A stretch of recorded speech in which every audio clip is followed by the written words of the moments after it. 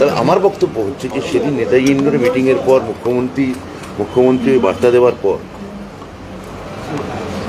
ঘটনাটা দুর্ভাগ্যজনক, নিন্দাজনক, এগুলো যেমন একদিকে সবই সত্যি, আবার এটাও সত্যি যে সেদিন মুখ্যমন্ত্রীর নেতাজি ইন্ডোরে মিটিংয়ের পর তাদের নেতৃস্থানীয়র সঙ্গে আমার বৈঠক হয়েছে।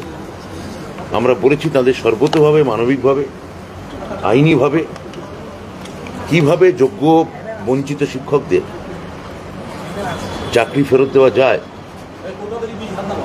সে ব্যাপারে একটা সুরাহার পথ আমরা খুব দ্রুত পার করব। সেই নিয়ে ওদেরই নেতৃবর্গের সঙ্গে কথা, ওরা আমাদের সঙ্গে বসতে চেয়েছিল এই শুক্রবার বা শনিবার বা এই সপ্তাহে।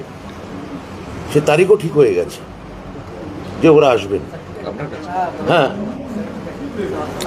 আমি একা না, এসএসসি চেয়ারম্যান থাকবেন, যে কমিটি থাকবে পুরো এন্টায়ার কমিটি, আমার বিভাগীয় সচিব থাকবেন, ওদের সঙ্গে বসে একটা সুরাহা বার করার কথা বা ওদের দাবিগুলো, ওদের বেসিক দাবি কী আছে সেটা শোনার কথা।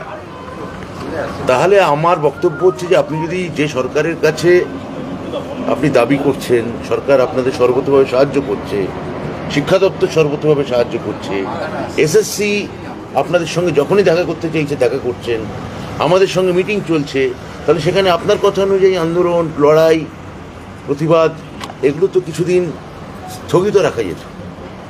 এগুলোর জন্য তো দিন পড়ে আছে।